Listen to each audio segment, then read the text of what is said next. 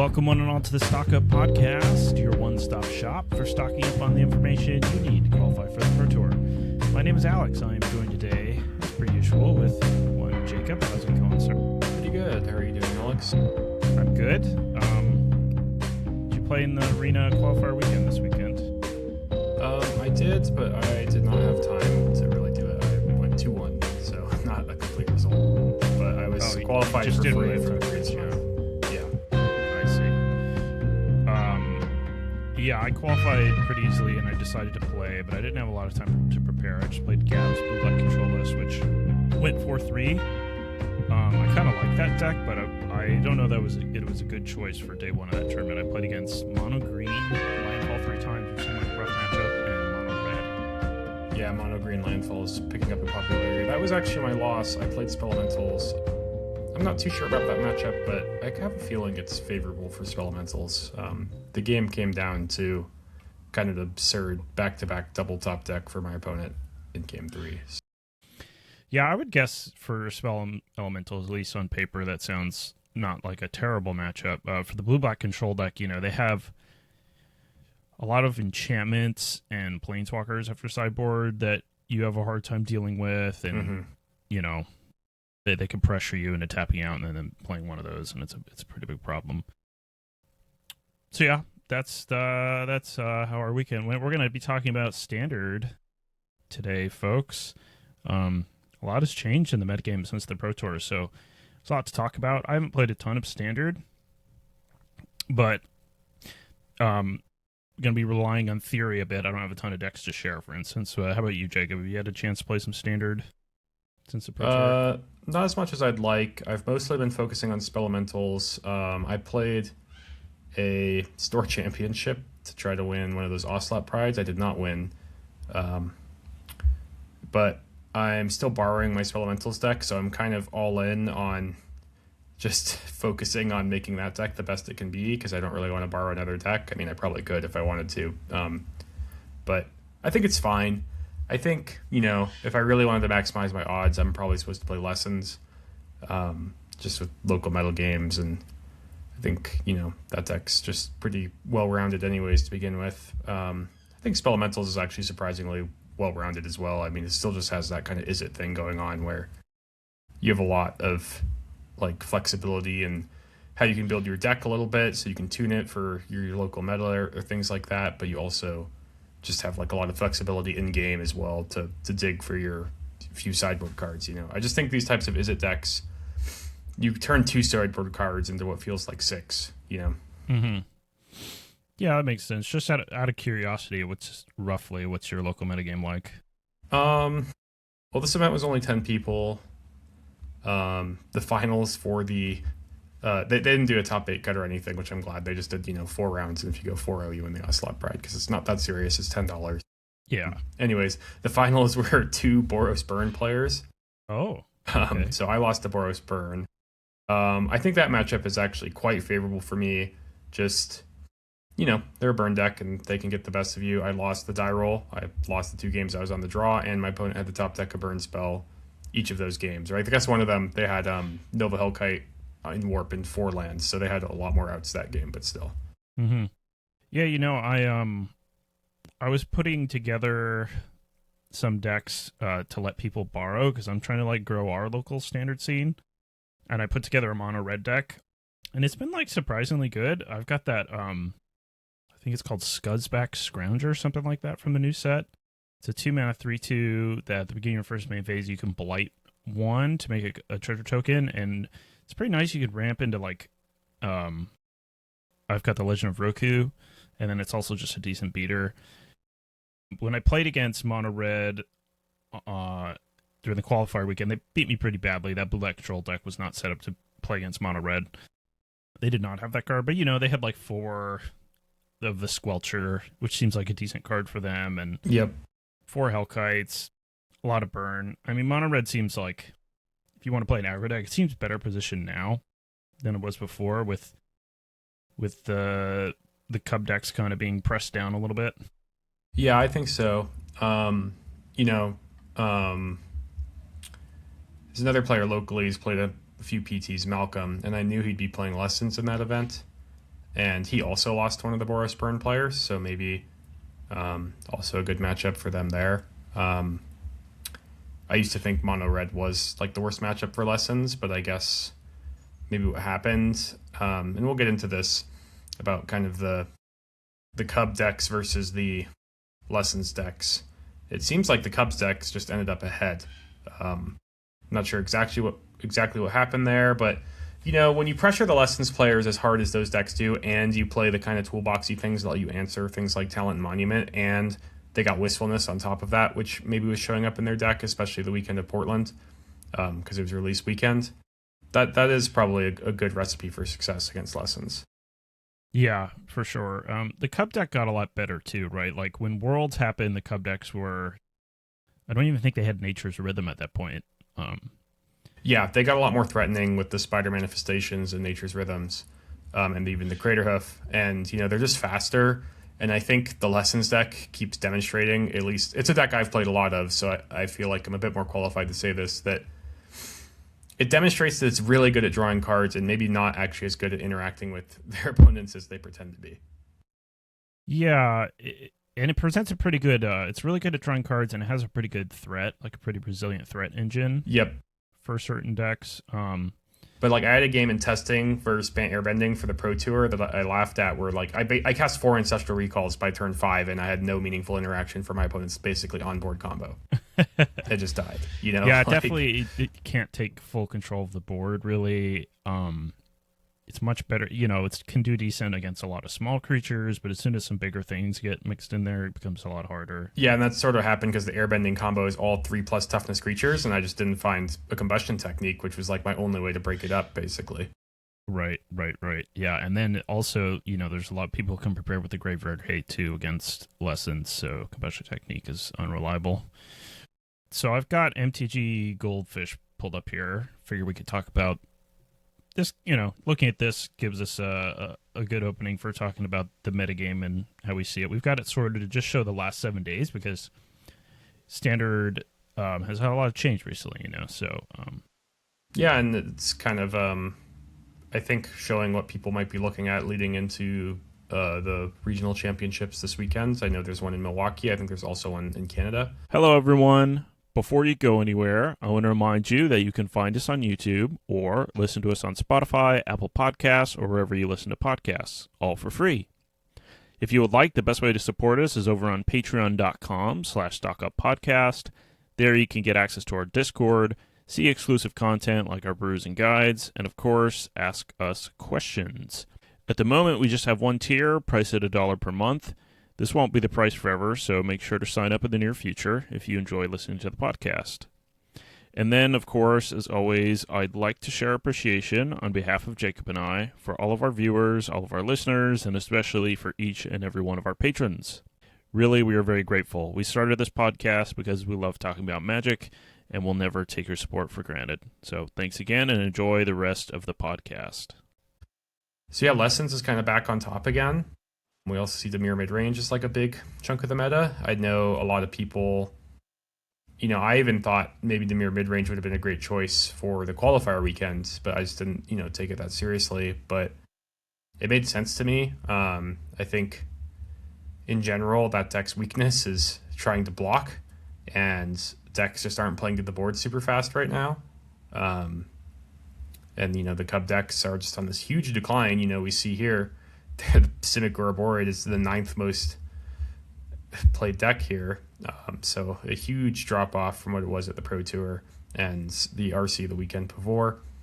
People are really, attacking it sort of, but not really when you look at these results. I mean, you still see things, I think, Boros Dragons, Dimir Control, Spelementals, those are all really scary things for the Cub decks, definitely. But I think, the Landfall deck really rising in popularity. Like you said, you played it against a bunch in the qualifier weekend. If you looked at the stats from that deck from Portland, and I think even the RC before Portland, if you take Cup out of the format, it is clearly the strongest deck you can play. The stats are just like amazing for it. Like it had really good win rates the weekend it showed up, even when Cub was a big part of the field, because it just clearly has very favorable non-Cub matchups. But the aggressively slanted Cub decks are its worst matchups by a lot, and it seemed like it was under 40% against a lot of them. Yeah, it's interesting. We've sort of had this flip where going into the PT, the Cub decks were super popular. Then everybody showed up, with a target, with Cub in their target, and they really held it down.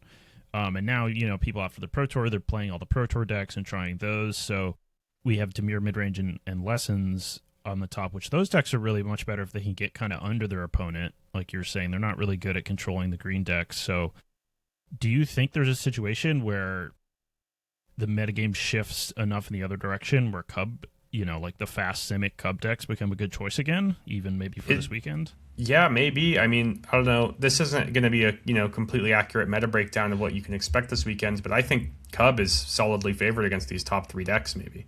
So it's kind of interesting that it's so far down. I'll also add the Landfall deck got some new tech itself, actually, and maybe just in a way that's making it better against everything.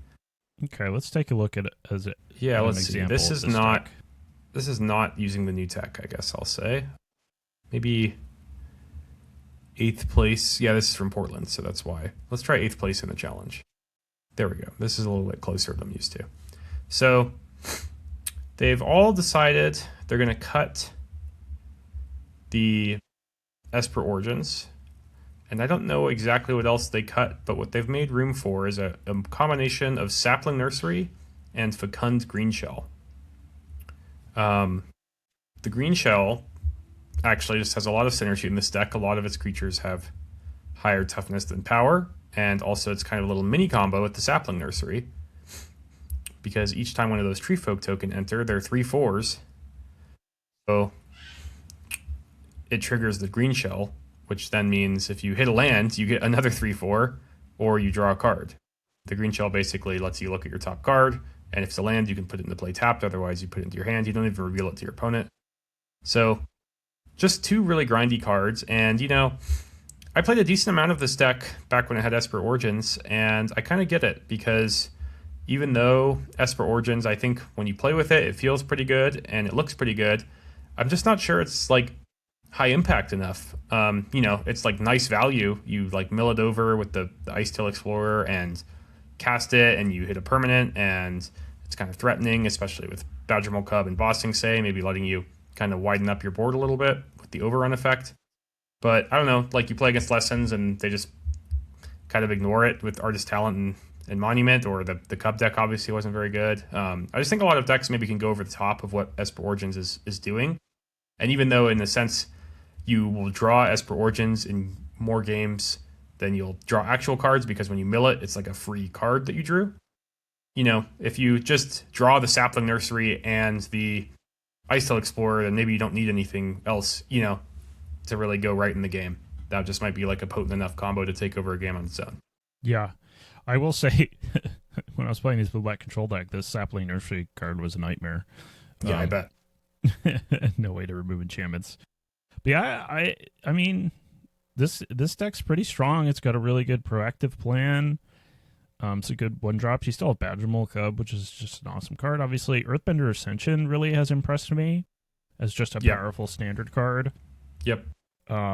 Bossing Say does a lot of work for this deck. It has a lot of synergy, and it's kind of exactly what you want, where it's this creature land that can attack for haste, essentially, but also it's harder to remove than just a creature land, because they can't just kill it with a removal spell and it goes away.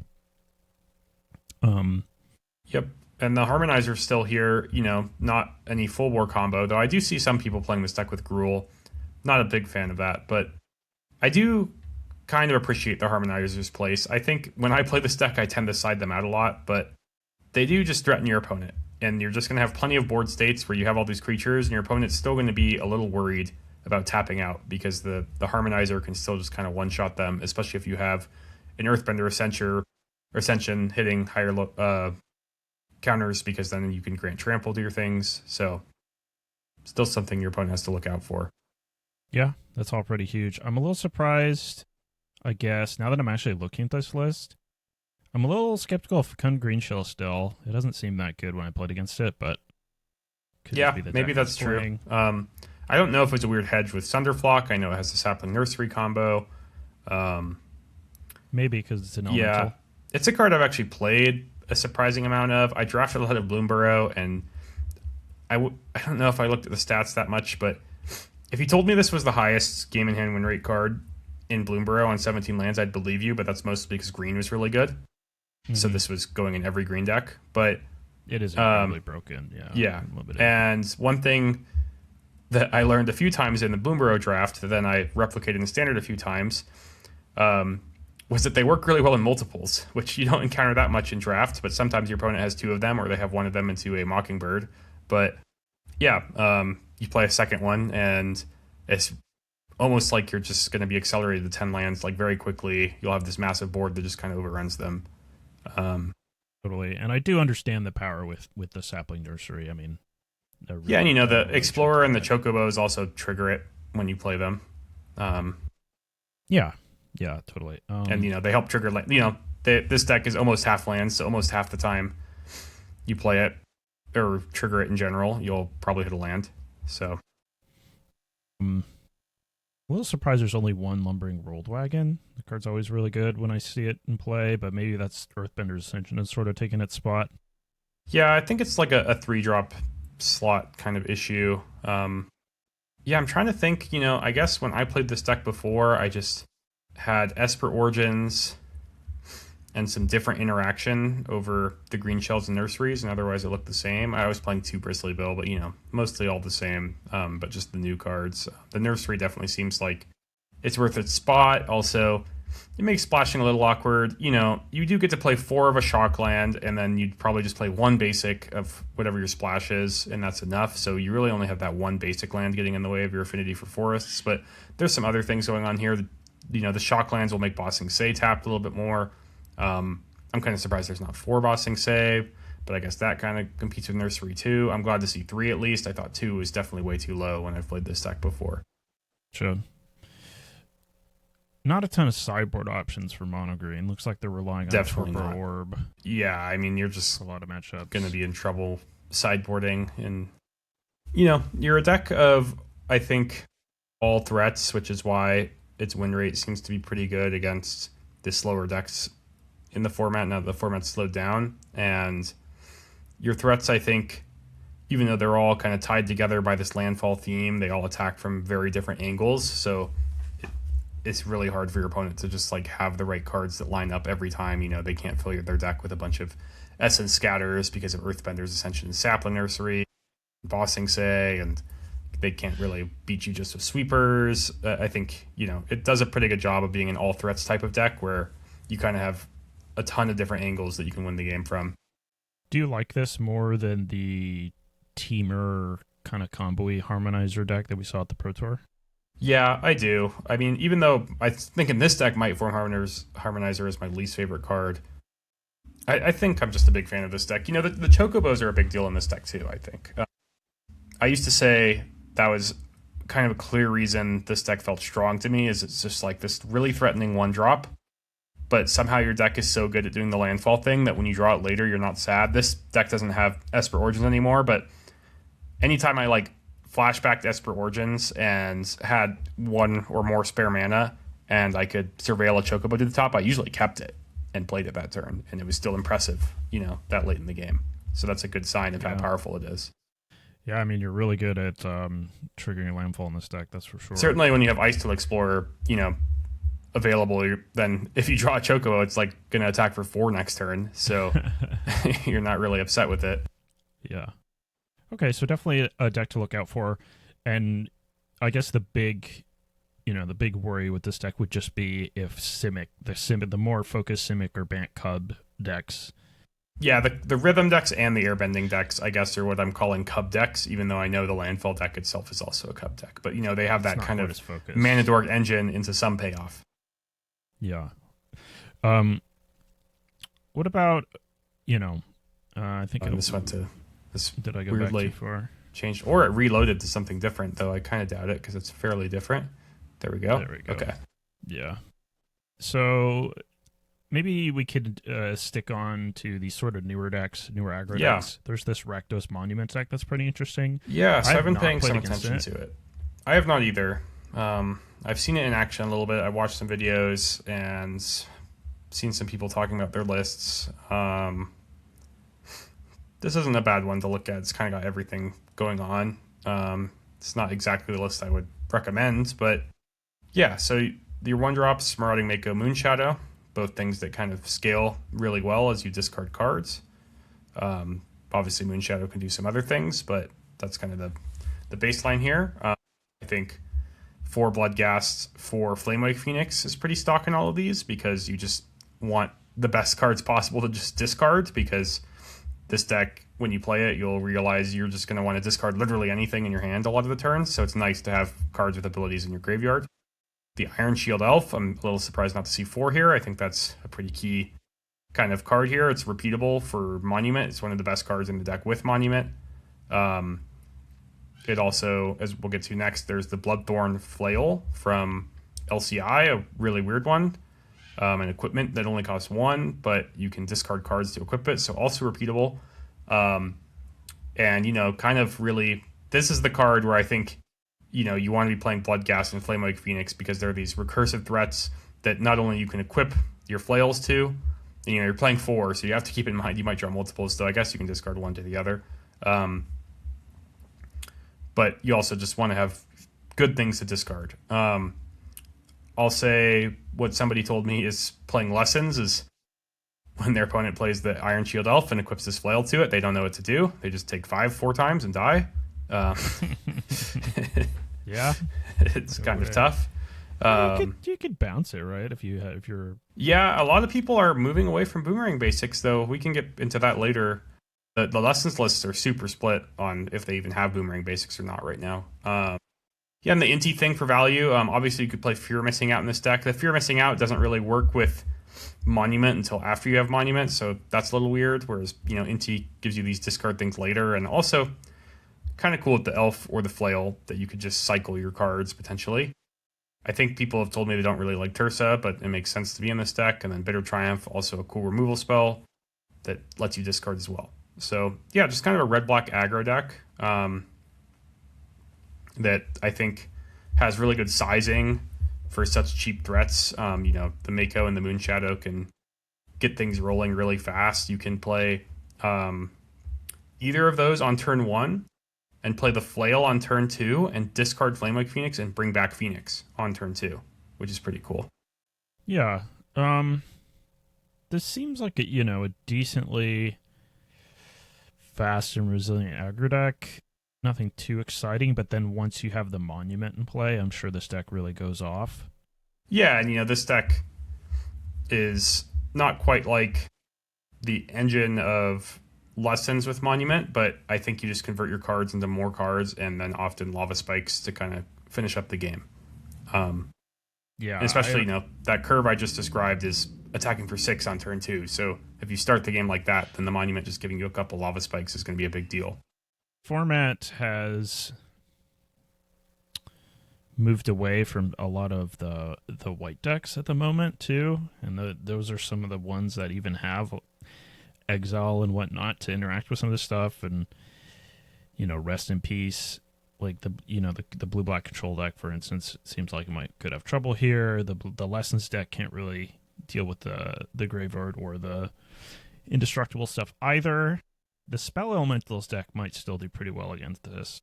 I think that deck would do well against this, kind of flipping the dynamic of the sizing that matters. But yeah, I think a big reason this deck is gaining popularity is I imagine it's pretty good into Lessons. And maybe it's speed.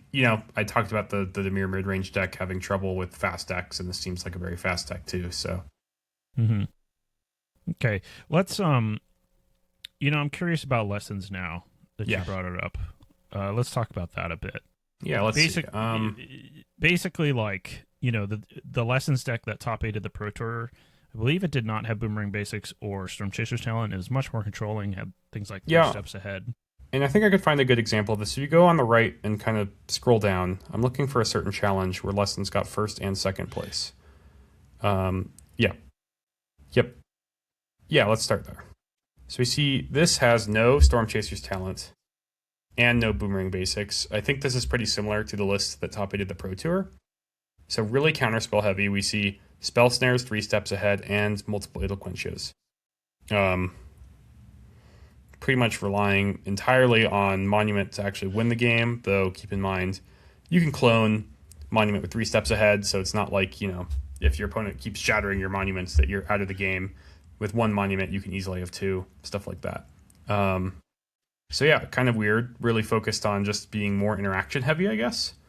Um, I guess I would say, you know, this is not the version I guess I personally favor, but I don't have a great reason for that. I just have been kind of a fan of Storm Chaser's talent recently, but I'll say I haven't really tried this version either. Yeah, I haven't tried it either.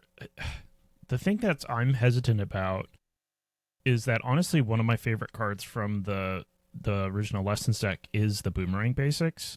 Yeah, and I think it's kind of interesting that people so much associate needing Storm Chaser's talent to play it. I guess I definitely think you need some, but It lets you play more, kind of. You know what I mean? Like I'm surprised this deck doesn't just have 1 or 2 still.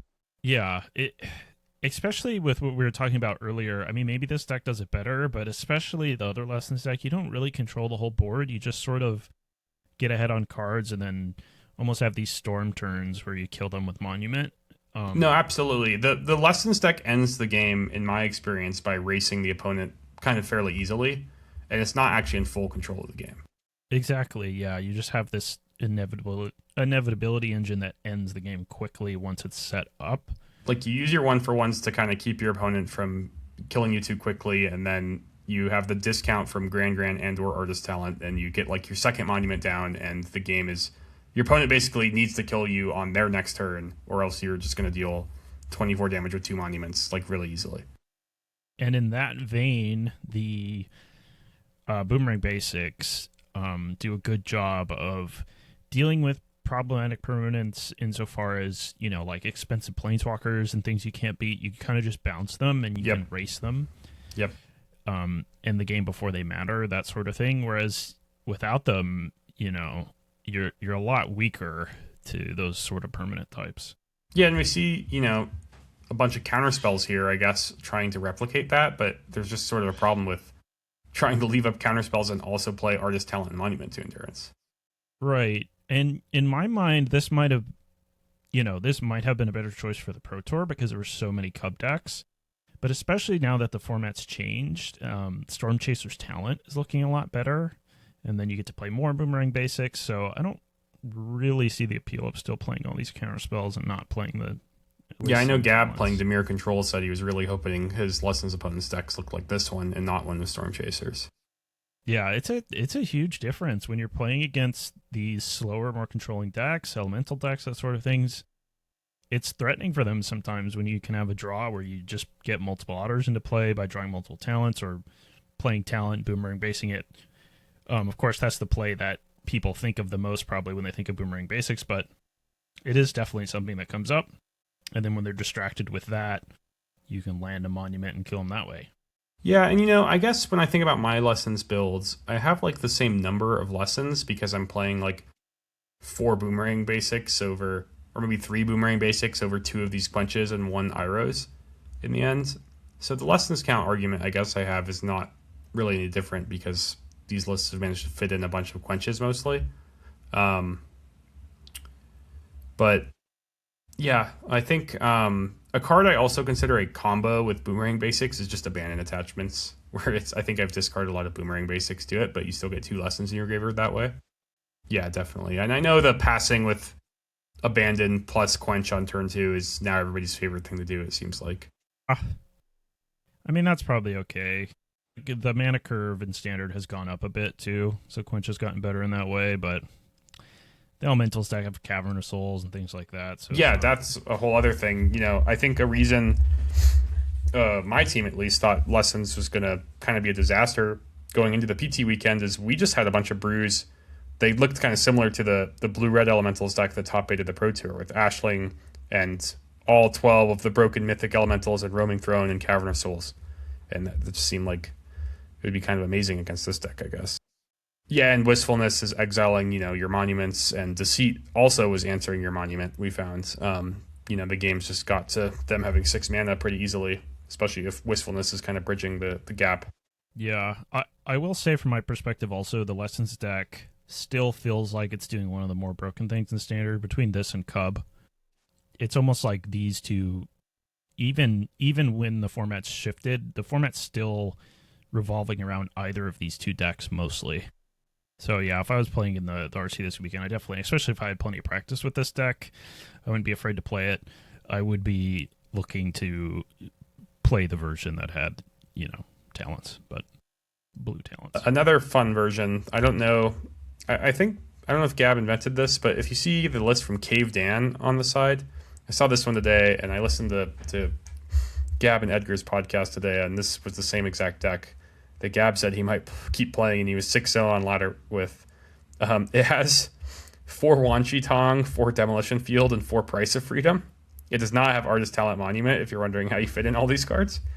So kind of doing the Wan Shi Tong Punisher thing, and then obviously Wan Shi Tong is a really broken card against landfall. So I think even though Price of Freedom doesn't really do anything against landfall or Demolition Field, but just maybe kind of abusing certain decks in the format like landfall or low basic count decks. Also, I watched a lot of Reed and Nassif play the Dimir control deck over the weekend because they both played it, and I was kind of surprised how often they Wan Shi Tong someone and then just started demolition fielding them early in the game, which then your opponent's just in a real bind because, late in the game they could just definitely not need an extra land, but they would just be playing, the Wan Shi Tong even before turn 4 sometimes without even drawing a card and just start demolition fielding their opponent. Yeah, I mean, early in the game, what are you going to do, right? It's almost like you just have to let them draw a card.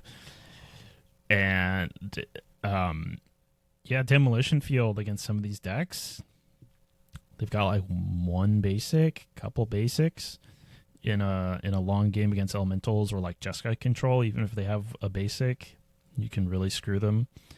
Yeah, it's also, as a Lessons player, the Jeskai controls Mistrise villages, I think, are their best cards against you. So including ways to destroy them is certainly a big deal. I think you've even mentioned playing Price of Freedom to me because of Mistrise Village being kind of annoying for these blue-red decks sometimes. Mm-hmm. Yeah, I could totally see, as a side note, playing some Price of Freedoms in the sideboard of the regular Lessons deck. I'm not exactly sure. I'd have to try it and felt like if I could afford to fit them. But, I mean, there's some decks that are just really weak to it right now. It's a little bit different in open deckless tournaments. Yeah. Where you can see if they have literally 1 or maybe even 0 basics. Well, CFB played a decent number of this card between their sideboards at Worlds, actually. I'm not sure all of them did, but I think a decent number did, and talked about how it wasn't actually for artifacts. It was just for these decks that had low land counts, low basic land counts. Right. And, hitting an artifact's definitely upside. And at the end of the day, you're trying to cycle through your deck and get some lessons into the graveyard, so this does that.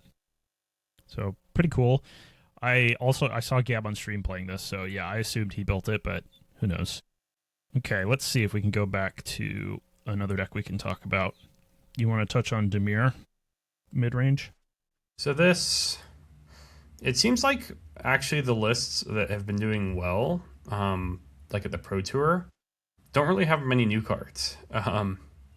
They're not using the new fairies. They kind of just look like the same old Dimir. Really heavy on Tashana's Tidebinder, I've noticed. I saw lists, just had 4 main deck, no Preacher of the Schism, as an example. I played against a list at the Pro Tour that had Tragic Trajectory and no Reckoning Hex, stuff like that. This deck has certainly been, about putting Kaido down and that kind of play pattern, even if you don't get specifically Kaido down. And just kind of answering all of your opponent's stuff. I think it's also pretty good in the Spell Elementals we found as our team. Can depend on the specifics of their list, but my Pro Tour opponent I lost to, for example, had like 3 Tragic Trajectory, 3 Shoot the Sheriff, the Kaitos, the Flood Pits Drowners as their interaction, which happen to be just all things that can kill my big monsters. Which, as Spell Elementals kind of develops in the format, I think people have realized that a big appeal to that deck is when people are playing a lot of anti-Cub cards, because Reckoning Hex and Burst Lightning and stuff like that are completely dead against it. and you get a lot of game one equity, kind of like how a control deck does, where a lot of your opponent's interaction just doesn't do anything against your deck. Right. In terms of the new cards, I was playing a bit of blue-black mid-range with like the fairy cards, and I thought Bitterbloom Bear was pretty decent. Yeah, to me, it's a mana base issue. It is kind of, yeah, I agree. Like, I don't really like... I didn't even have Starting Town. I had more fairies, and I had some Cavern of Souls. I would not be happy with... I mean, they only have one Blood or a Bearer, so I guess, the turn 2 Bearer is not as, necessary for them because they're not playing 4. But, like, this mana base is not good enough, in my opinion, to be turn 2ing the Bearer, and it has 17 black, and that's counting Gloomlake Verge as a full black source, which actually requires you to draw a Swamp or Watery Grave or Multiversal Passage to actually work for turn 2. Yeah. I did things like not play Soulstone Sanctuary and things like that. So it's definitely a cost. But I'm not saying it was definitely... It should be in these lists. I did think it was decently good. But yeah, that is a cost. This list is a little weird because it has like Trajectory and it doesn't have Spyglass Siren, which I think a lot of the decks that are doing well right now just still have Spyglass Siren. Yeah, and this is kind of an old list. I don't know why. They keep showing us Portland lists instead of PT lists, which are more recent. That's a little bit closer. Yeah. And I've noticed the sideboard Wan Shi Tong a lot. I wouldn't hate seeing that in the main deck. It's probably a little too hard to play multiples in this type of deck. But, I do think the Landfall deck picking up in popularity makes it a little bit more appealing, and I kind of think it's just also on theme, reasonable for this deck, and because of the way the Verge works, I think blue on turn 2 is actually much more realistic.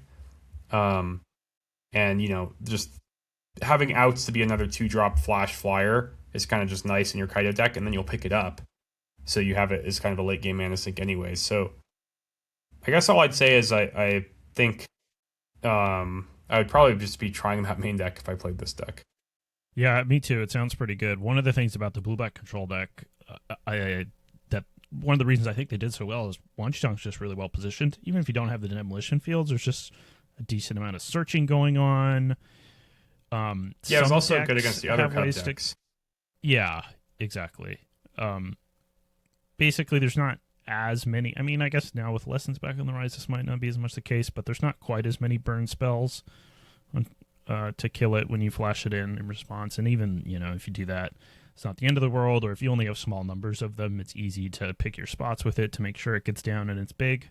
Yeah, just to me, it's still, in this deck specifically, kind of fits a category of card you want anyways, which is a 2-mana flash 1/1 flying sometimes. And then as the game goes longer, you can just be, you're not going to get to really large numbers, but you might get to 6 mana or things like that. Yeah, totally. So pretty strong card. I'd definitely give that a try. I always feel hot and cold about this blue-black deck because it'll be doing really well, and then I'll try it a little bit, and it just feels so matchup dependent. I agree. Whether your Kaidos are going to be good and whatnot, and anytime you're in a matchup where you feel like you need to sideboard out Kaido, that sort of thing, your deck just really starts to feel pretty weak. Yeah, absolutely. Yeah, it's a bit of a gamble with both picking your spot in the metagame if you choose to play this, and a little bit with your pairings as well, but certainly it has some good matchups. I talked at the PT, just doing team drafts afterwards, with Petr Sotrik, who finished 12-4 at the PT with this deck. He went 9-1. And just about the Cub deck stuff. And he said his strategy in the Cub matchup, actually, he had like 2 disdainful strokes he was boarding in, and he played it very much based around trying to just answer their payoffs specifically with like Bat and Counter Magic, and less so attacking their mana. Mm-hmm. Was he keeping Kaidos, or did he have to board them out? I didn't get that from him, so I'm not sure. Yeah, okay. Not really my deck. I can't touch on it too much, but I'm sure there's blue-black mid-range enjoyers out there. Let me reload the page. Okay. Boros Dragons, is that 7% of the meta for this week? Yeah, I don't know what's up with that, especially because this deck in my mind is very anti-Cub. Right. We actually had a promising deck we called Jeskai Dragons for the PT. I guess I don't have an exact list ready, but let me see. I can probably find it and at least read off some of the things that we had in it. Did it have Shiko? Is that the blue? No, it had Ashling. Okay. And as another accelerant, so you could have both like Ashling and Momo. And it had Quantum Riddler, which is a big flying thing, but also kind of nice because you could mulligan a bit more aggressively because your hands mostly just wanted to have either Momo or Ashling in them. Mm-hmm. So then, so Momo, Magmatic Hellkite, Nova Hellkite, Ashling, Quantum Riddler, Burst Lightning, Clarion Conquer, Get Lost. And then we had, at the time, it looks like Starfield Shepherd and Mockingbird, but we didn't really like that, just a couple of each. And just, I was kind of more impressed with that, and I guess I would say Sarkhan sucks, Charming Prince sucks, get those out of your deck, I think. I think I would just recommend that people that they play a Jeskai version of this deck if they wanted to play this deck. But I know one of the Japanese players did quite good with it, I think, in the events, but still. Yeah, they're doing good on coverage. I mean, in my mind, this is sort of like a Clarion Conqueror deck. Absolutely. That's the big card here, where it's extremely effective against Badgermole and mana creatures. So if you can play it even on turn 2 off of a Momo, it's really strong. And then you just finish them off with some flyers. Magmatic Hellkite does some of the things that Demolition Field does in this format, obviously. So against the elemental decks, that's pretty strong.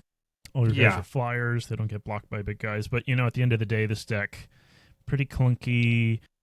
No way to like get card advantage or filter your cards, at least not very well. Yeah, and I think Ashling and Quantum Riddler can go a long way with that. Yeah, that sounds like a huge improvement. Honestly, we just know what else has seen that deck, and we haven't seen anyone do well with it. So it doesn't mean that this deck is better. Just because this deck is doing well, I would definitely recommend trying that. Yeah, I mean, I can give a rundown. I think it's like a 25 land deck. You're gonna fit in. Ashling's just over Sarkhan's, like 1-for-1. I think maybe some more cheap interaction over the Charming Prince. I think 2 Seam Rip, maybe something like that. And then still going to be a lot of expensive cards, but you're just going to have like Quantum Riddlers where there's Dragonhawks and some amount of the Twin Maw Stormbroods. And then I guess we had some flex spots still in the ends that we played around with a bit. But yeah, I think, Riddler and Ashling play really well together. I think they play really well in this deck. You can use the Ashling mana on a lot of stuff. I think we had an earlier iteration we didn't like that much that then turned out to didn't have the Magmatic Hellkites, which were actually just pretty good, I think. Wanchitong forces a draw off of the Hellkite, so maybe you fit in 1 or 2 of those. Yeah. The Magmatic Hellkite's not a May, I think. They have to search. Would the blue be hard? It would be somewhat fixed by the fact that you have Ashling, so it helps a little. Yeah. With Momo and Ashling, I assume if you put Wanchitong in the deck, it would be much more sorcery speed. Yeah, but it's not the worst. Wanchitong with Momo would be kind of funny. Yeah, it's a big flying deck, so playing another big flyer might be totally fine. Yeah, Momo's a funny card. It can be really powerful. Just like a white land, whereas if you build your deck around, obviously it's much more linear than that. But yeah, and I would say that's another just nice part about Riddler is, especially for an open deck list event, which we were preparing for, was just like you look at your opening hands, you have some interaction in your deck, so maybe that could line up well, and you could curve your interaction into some of your more expensive cards. But for the most part, you're just looking for either Momo or Ashling. And like I said, you're gonna have some keeps that don't have those cards, but on 7 or whatever, you're probably just going to mull. And it's nice to play a deck that both aggressively mulligans and has 4 Riddlers, which the Simic Cub deck also does. And this website hates loading the same thing it had. So let's talk about, how about you sent me a couple decks, one of them being Spell Elementals. Yeah, Spell Elementals. Spell Elementals, my bad. I named that one, to be clear. I don't know if I shared that. Oh, did you? No way. Yeah, that's me. How'd that happen? Well, I'm the one that got the deck to my team, so I said you got to name this it? deck's name is Elementals. I said that on day 1, so that's actually me who named it. Nice. Yeah. All right, let me find the right thing here. If it wasn't for me, it would be called Crabs or something stupid. Crab sounds like a good name. I'm sure it'd be worse than that. It'd be like blue-red Sunderflock or something. Yeah, or some people posted some, like data graphics of win rates at the PT, and they lumped this deck with the Is It Elementals deck that is, actually a 4-color Elementals deck. Right. Ugh. Okay, so what are your, this is the deck that Yeah, trying to play so a bunch of cantrips into the big elementals into Sunderflock that you and your team did very well at the PT with. Yeah, and so the changes from that list, because a lot of us played almost the exact same list, and I'll say, the changes out loud for listeners, though the changes I have in mind are not locked in or anything. But I found the Spider Senses, the two we had main deck, were mostly a worry about certain Cavern of Souls decks being popular, like Omniscience and Spider-Man, and those have really gone away. So I just don't think you need them anymore, and I think they're pretty bad cards for filling your graveyard early, but they were pretty good cards when you already had your board kind of defined, and the web slinging was also pretty valuable, weirdly enough, at doing really cool things. But I found I was losing games just having them in my opening hand and not being able to cast them on anything. So like right now I've cut them for a Spectral Denial and a Spell Pierce. There's other interaction you could play. I think maybe you also could play more card draw. Our teammate Alexander Cons, I think, qualified for the Arena Championship with Spelementals again, and he added a third Abandon attachments in the main deck as an example. Unending Whisper is another card I've been thinking about more, which is the 1-mana sorcery draw card with Harmonize for 5 and a blue. It's just if you wanted to fit in more cantrips, I think that's the next best one. Maybe 1 or 2 is appropriate. But Abandon Attachments is also kind of similar because even though it's a 2-mana cantrip, it lets you convert like an interactive card that you might not be able to cast into basically drawing a card. So it's like it turns one of your worst cards into another cantrip. So it's a pretty valuable card.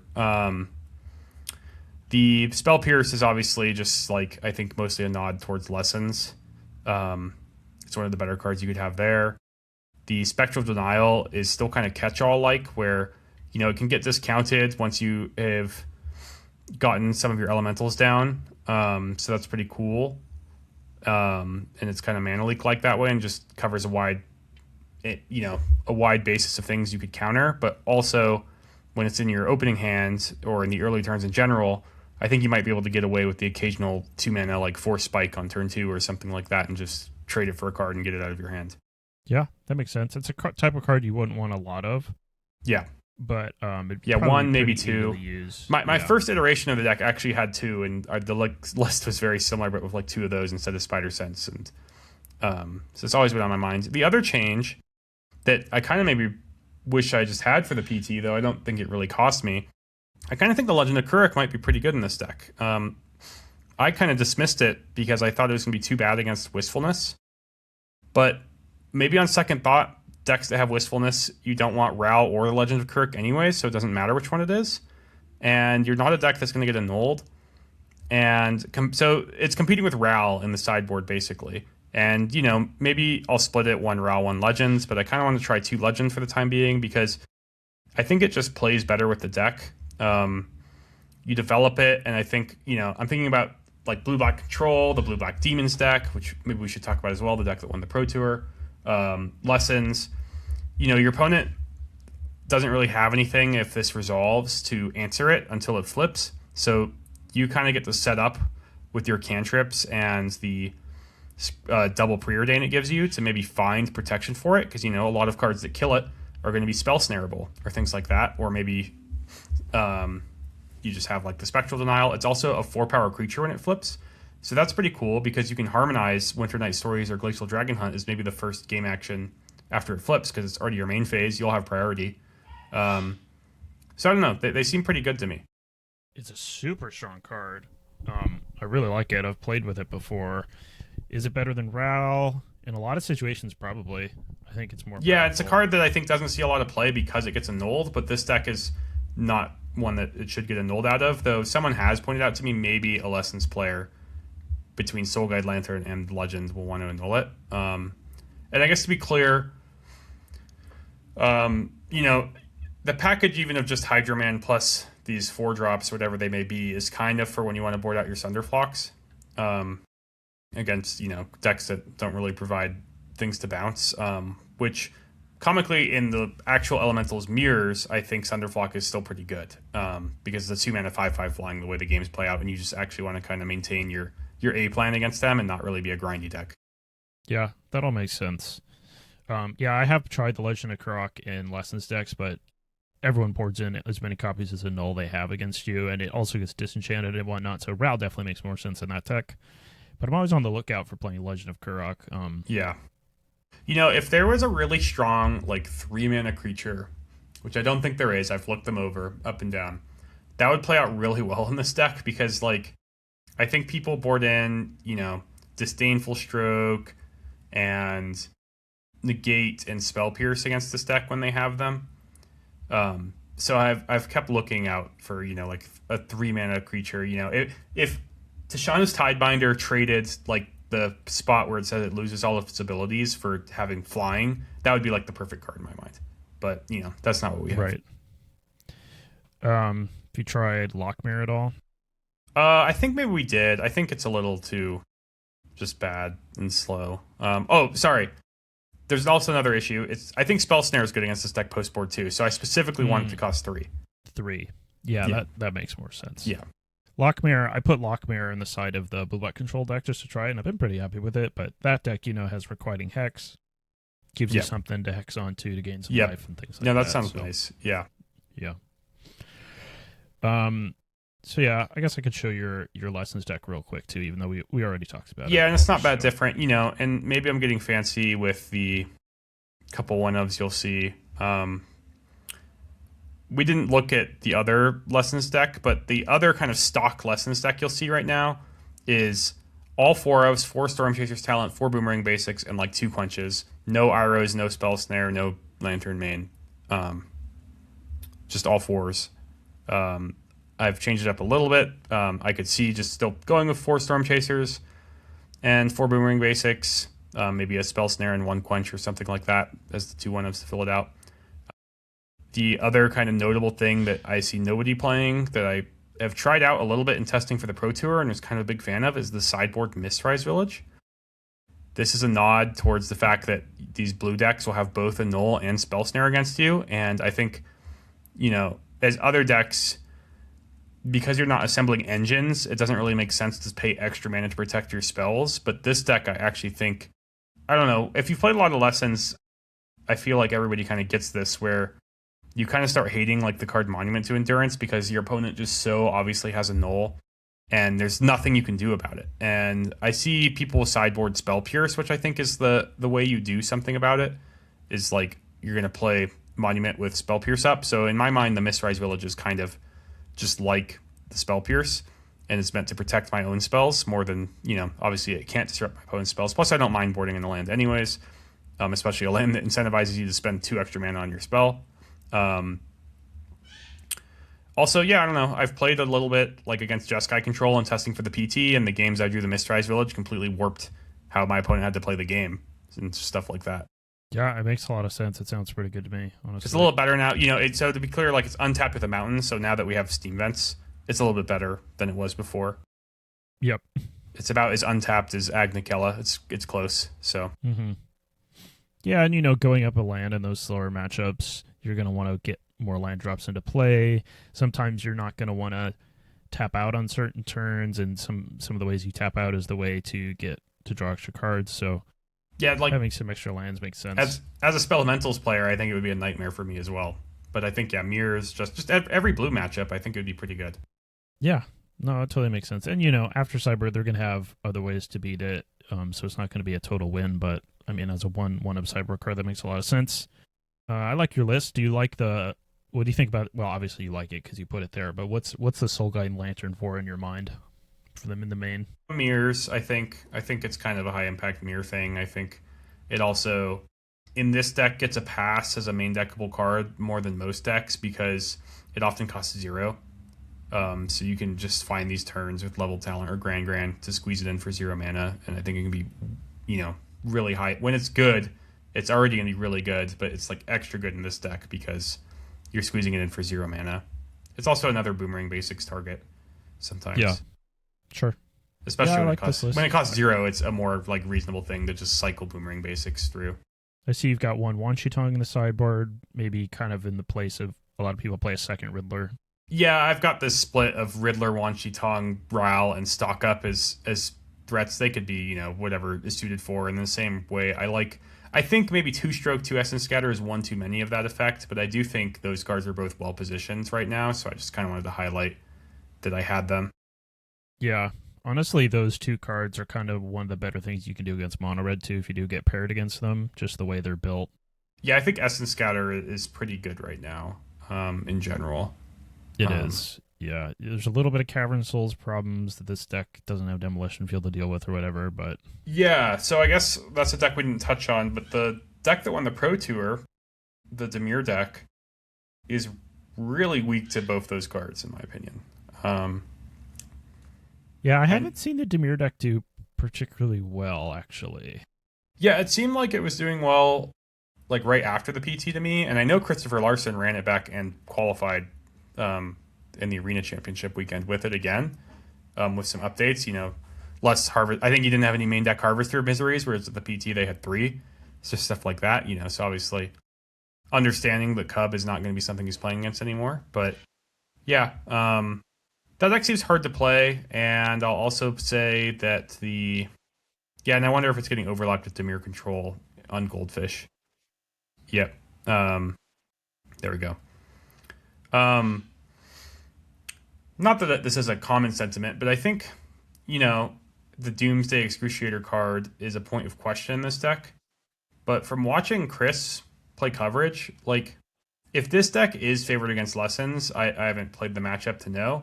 But if it is, it's because it has this card. And watching the PT Top 8, this card I think was relevant in all the wins, basically. It's just a card that will win the game versus Lessons, and I think there's some other matchups too that are just exceptionally grindy, but if this card does resolve, you're just going to win. It's not a guarantee you win, and we saw some risky things going on. You do need another thing going on like Restless Reef or Insatiable Avarice, but the deck's set up to kind of assemble that combo, and we often saw Christopher even have a extra Duress or Deceit available to look at his opponent's hand before he activated Restless Reef or things like that, Yeah. Also, one of the things that was going on with this card is some decks, especially from certain board states, if they're not extremely well set up, will just fold to the fact that their library is gone. So, if they can't tutor out creatures, if they can't Nature's Rhythm for things out of the Cub deck, or obviously, the Lessons deck, if they can't actually draw cards and discard and draw cards, they can't really use their engine at all. So yeah, of course. I mean, the game when you play this card is just going to be about if the person playing with it can mill you before the text of it kills themselves. Though I guess sometimes they can attack for lethal. It is a 6/6 flying, but yeah, it makes the game all about it as soon as it resolves, and kind of ignores whatever your opponent's deck does, which is kind of a really good thing to do in this format. Yeah, but it does. This deck is pretty weak to just cancels and essence. Yeah, it has no Cavern of Souls and it has a bunch of really expensive creatures or even other spells. And I think I added a second Spell Pierce in my deck, and there's a bunch of spots in the 3-drop column of this deck that are easily Spell Pierced. And even though normally I think a discard deck Spell Pierce wouldn't be that good against, I think this one's kind of an exception I found because they're just gonna have to take the Spell Pierce. They just have to cast one of these 3-drops on 3 so many of their games. On top of that, I guess if you haven't seen this in action, I had to map this out just to make sure, but Insatiable Avarice might look like kind of a weird draw spell, though. In the mono black mana-based deck, draw 3, lose 3 is pretty good on turn 3. It also exactly wins the race of your own Excruciator, because your Excruciator gives you 3 turns. You'll draw 2 cards a turn, and you'll be at 0 on the 3rd turn. And if you cast this on your opponent, they've already drawn 3 cards, so then they'll draw 3 more, and then they'll lose to their draw step on the last turn. Yeah. So pretty cool. Yeah, cool card. The big PowerPoint here, I assume, for this deck is the introduction of Deceit. Comboing with Superior Spider-Man, of course, but, Deceit in general, a card I may have underrated a little bit. I knew it'd be decent, but I think one of the things that's really appealing for it is, first of all, it can be kind of a Vindicate, even though that's 6 mana in a blue-black deck, which is something that color combination doesn't really get, so you get to hit artifacts and enchantments, which is really nice. And then the other thing is if you just cast it for the 2-mana discard spell, it actually dodges a lot of like counter spells against the sort of decks you want to cast that sort of thing against. Like you can't spell pierce it, can't spell snare it, can't negate it. So no, absolutely. It plays out really well in this deck. I think I'll point back to the Excruciator, but I do think that having a kind of game-ending piece of the deck makes playing an excessive amount of discard much more viable to me. Yeah, you know, totally. when you play a bunch of discard in a blue-black control deck, what ends up happening is you just draw a bunch of that discard later, and it's kind of terrible. For example, like Gab's deck doesn't have much discard. And I don't think it would be very good in that deck. But I really think the Excruciator is actually a key piece of this deck, and I think a lot of people, not a lot of people, but I've just heard, people looking to build kind of a blue-black deck with other pieces of this deck, like Deceit, Spider-Man, and card draw, and hoping it comes together a little bit better than this deck. But I think this deck's really doing it the right way. Yeah. That makes sense. You could maybe play it with like some green, Like I think there's an Elementals hybrid with Spider-Man that can be pretty good. You run into issues. So the reason this deck doesn't play Cavernous Souls is, you have these different creature types, but also even fundamentally playing Cavernous Souls with Deceit plus Spider-Man is a little bit of an ask, because the joke with Spider-Man and Deceit is that you spend blue, blue, black, black on Spider-Man, and you get both modes of Deceit on turn 4. But if you had the Cavern Elemental out your Deceit earlier, which is more likely if you're a deck with Wistfulness, Vibrance, and Deceit or something like that, then you can't make that play on turn 4 with Spider-Man, because you can't tap this Cavern for blue or black if it's on Elemental for Spider-Man. So yeah. And then you can imagine a scenario where maybe you draw a couple Caverns and then you can't even do it at all. Yeah, so, exactly. Yeah, it definitely gets in the way. In terms of this blue-black control, like the actual blue-black control deck that Gabba then played, they all did really well at the PT. I like this deck. It's pretty cool. I tried it in the qualifier. I did not have... This was not the deck I played in the qualifier exactly, but this is the changes I made after playing. Interesting. I wanted some ways to remove, like, against that landfall deck, I wanted a few ways to remove the enchantments or whatnot. So I was going to try a Deceit and a Nugan, another Deceit in the sideboard. The idea there that sometimes you'll cast a discard spell, but a lot of the time you'll just cast it for 6 mana, Vindicate something. So that might be pretty good. Other than that, not really many changes. I see I refute instead of 3 steps ahead. Oh, I forget about that. Yeah. So I went back, I tried some 3 steps ahead, and I'm even more convinced Refute's a better card now. In this deck too, it's really good with Deadly Cover-Up. 3 steps ahead just costs 1, so like sometimes you couldn't even cover up for the full amount on turn 5 because your 3 steps ahead only costs 1, whereas Refute is 3, costs 3, and then it also loots away a spell if you need. I kind of get where you're coming from here, because I'm a big 3 steps ahead hater, and I just think I'll just make you cancel me. That's the secret to playing around 3 steps ahead is just don't let him get to that 5 mana mode. Yeah, and you just have to do threatening things, and it's not the end of the world for your opponent to spend their whole turn countering your spell. But it's a little bit worse off for you if your opponent gets a little bonus, which is what Refute is kind of trying to do here. Mm-hmm. When I did try the 3 steps ahead, because I was playing Refute and Blue-White Control, but I figured, well, this deck's leaving up its mana more often. I'll probably have 5 mana open more often. But even then, it's like 80% of the time you cast it for 3 mana, and this deck has a lot of situational cards, and in most matchups you're going to have a dead card in your hand, so being able to loot it away is just pretty nice. I will say, based on how the metagame has changed, it's kind of more wide open. This deck was really focused on, taking advantage of Requiting Hex and Spell Snare, and the fact there wasn't too much burn and all that. And I think with a wider format, you might actually want to go back to Blue-White Control if you want to play a control deck.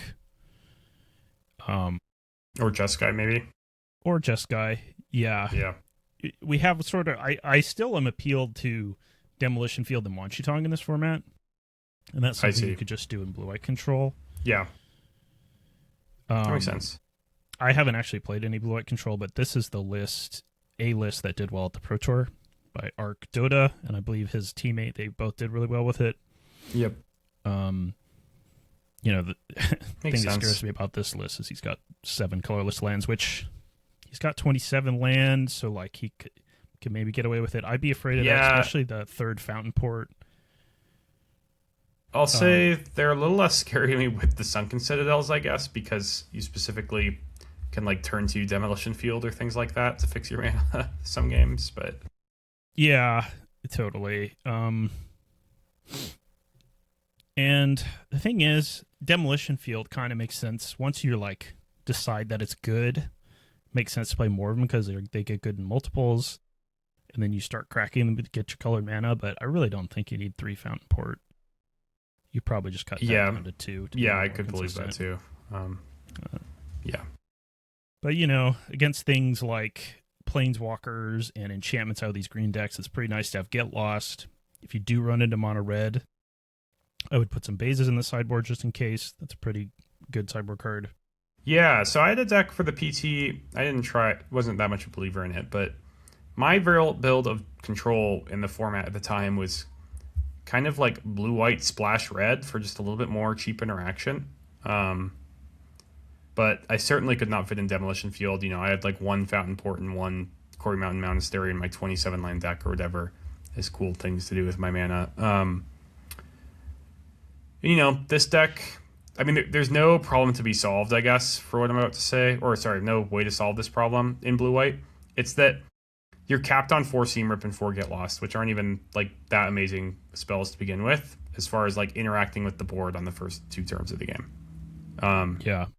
And, the spell snares and counter spells kind of help, but I'm just talking about, when your opponent has Llanowar Elf into, Cub Spider Manifestation or something, what can you actually do about that? And it's surprisingly little, I guess, especially because Spell Snare in the blue-white deck, even this deck, you have 7 untapped blue on turn 1 in this deck, which is your only way to cast Spell Snare on the draw even, and 4 of them are completely face up if you were in open deck lists and shocked Hollowed Fountain.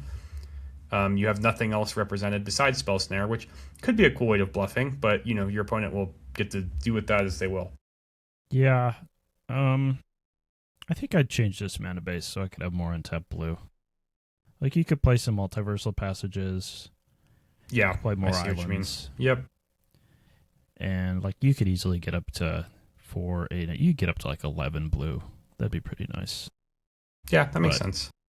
This is just a starting point. This is just one of the decklets I found that did the best in blue-white. Yeah, I mean, I like the part where it has like 4 Day of Judgment, 2 Elspeth, stuff like that. When I've played this deck, I guess, yeah, like the Wan Chi Tong is a card draw spell, but I don't know. I would just play 4 Console 4 stock up if I played this deck. I just feel like you win your games mostly by chaining these 2 cards into another copy of one and some interaction along the way is what happens a lot. Yeah, it's funny. The Gab and them played 4 Consult, 3 stock up at the Pro Tour, and I immediately, before even playing any games, I added the 4 stock up.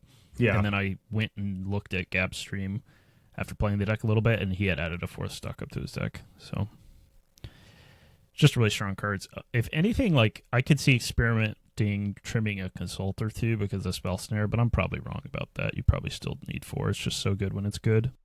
Yeah, I think you just have to do it. Yeah. No, I think that's pretty much it. I don't really have a specific Cub thing in mind. I heard, I don't know exactly what's going to go on with the Cub decks. I'm interested to see what happens in Milwaukee and in Canada, I believe. Because, yeah, it's like I said on that snapshot of Lessons, Dimir Midrange, and Landfall, if that's what I expected to play against, I'd want to play a Cub deck, I think. Mm-hmm. Might be a little bit of you play in the open tournament in your Cub deck.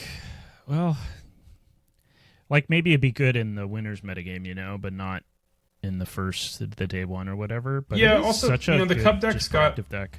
They got really into attacking each other. So I think going lower on Ouroboros is a move very much meant for mirrors, and focusing, making sure you get that Crater Hoof more often with Formidable Speaker and stuff like that. Very much a mirror move.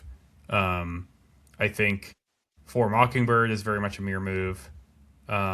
Stuff like that. So I think, there might be a weird return to an older Cub deck that doesn't have to care so much about winning mirrors, that maybe could, be back on a decent number of Ouroboros, maybe not 4, but also not 0 or 1. Yeah. And a lot of people, the natural thing for them to do is going to be to take the decks from the Pro Tour and to trim down on some of the Cub hate so they can have tools to fight against these other decks that have come up. Yeah. Like, as an example, I actually think Ouroboros is their best card against the landfall deck, having played a lot of the landfall deck myself. Sure, that makes sense. But Ouroboros is bad in the mirror, so that's why people are playing less. But yeah, I mean, and in Ouroboros too, when your opponent's interacting with you a lot, it's probably decent because it's just another like must kill. Yeah, what happens, and it does a good job of like, I talked about how the Dimir players or the Dimir player I spoke to was focusing on all the payoffs and not the mana dorks. But like if they don't instantly answer Ouroboros and then it buffs all the mana dorks, that plan immediately stops working. Yeah, totally. Even if it only does it once. Yep, if you have to untap and answer it or something, or Flood Pits Drowner it and shuffle it back in, then that's, certainly kind of terrible. Mm-hmm. Okay, cool. Alrighty, well, that'll do it for this one, folks. Thanks for listening, and we'll catch you next time. Hello, everyone. Before you go anywhere, I want to remind you that you can find us on YouTube or listen to us on Spotify, Apple Podcasts, or wherever you listen to podcasts, all for free. If you would like, the best way to support us is over on patreon.com/StockUpPodcast. There you can get access to our Discord, see exclusive content like our brews and guides, and of course, ask us questions. At the moment, we just have one tier, priced at $1 per month. This won't be the price forever, so make sure to sign up in the near future if you enjoy listening to the podcast. And then, of course, as always, I'd like to share appreciation on behalf of Jacob and I for all of our viewers, all of our listeners, and especially for each and every one of our patrons.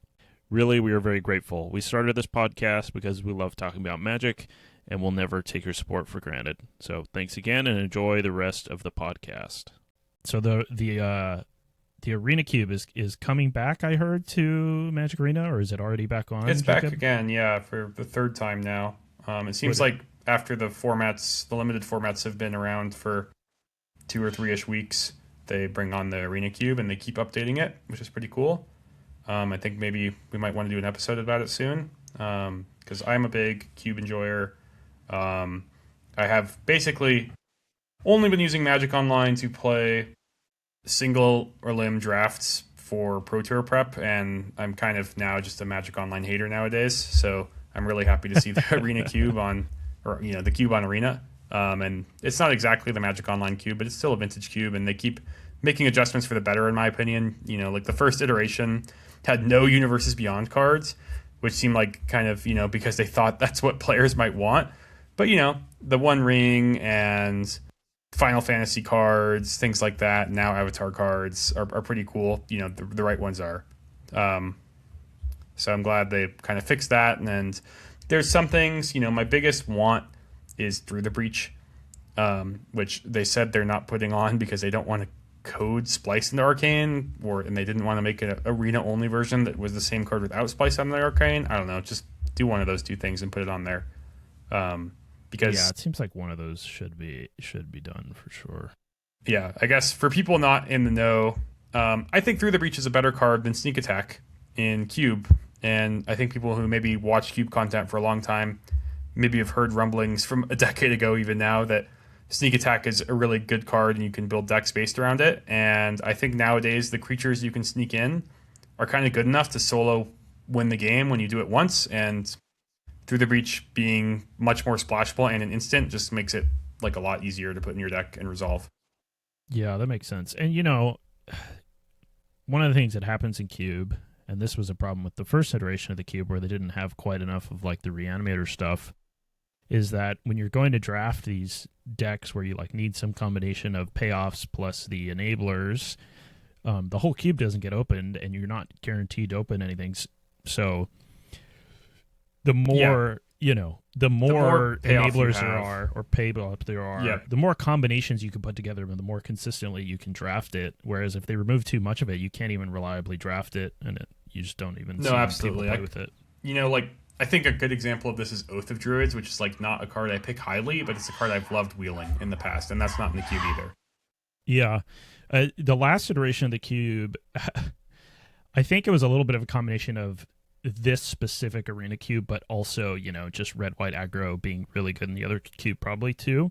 But red white aggro had like crazy stats. Do you think they've adjusted the cubes such that that's changed a bit? It's looking a lot better. They've adjusted it twice now in the direction of making red white a little bit worse. Which, by the way, I think people pointed at that as being, like somehow specific to the arena cube when it first came out, which is somewhat true because maybe some of the other archetypes were worse than they were on other formats. But like the cube did not have, I feel like, more Boros cards than other people's vintage cubes did, like the Magic Online one, or even just most you'll encounter in the wild. So if you still play other people's vintage cubes or the Magic Online cube, where the 17's lands data isn't available to tell you that Boros is broken, I'm here to tell you that I think Boros is probably broken in those cubes too. And I've drafted a lot in that first iteration of the cube, where basically I just stuck to the Jeskai colors. And kind of two of them as a base color, splashing the third, and I had just a ton of trophies in a row doing basically just that. Pretty much always an aggro deck or like a mid-range aggro deck. Yeah. You don't have to view it as like being a burn deck or something trying to punk their opponent out of the game. What makes Boros cards so strong in Cube nowadays is they have a lot of staying power. So it's kind of like Boros Energy, right? You're exactly. Like drafting that They're deck, a lot kind of like drafting a Boros Energy deck, yeah. And a lot of the same cards even. Ocelot Pride and Guide of Souls were very good. I think they removed Ocelot Pride but not Guide of Souls, or maybe vice versa. Mm-hmm. Do you think the hand smoother was a factor at all in this also? Oh, yeah, that's probably true. It probably was a big factor. It's best of one also. But yeah, I wouldn't mind doing a dedicated cube episode, maybe next week or the week after or something. I could probably even make kind of a cool breakdown of how I approach drafting, because I feel like it's very kind of like a flow chart to me, how I draft, like just mostly understanding a category of cards that are really good that you should almost try to always draft them and splash them, and just stuff like that, moving on from there. Yeah, I'm down. That sounds totally fun. If you can put in the work for doing that. If you've followed along this long, let us know if that'd be something you'd be interested in as a cube episode. Let us know in Discord.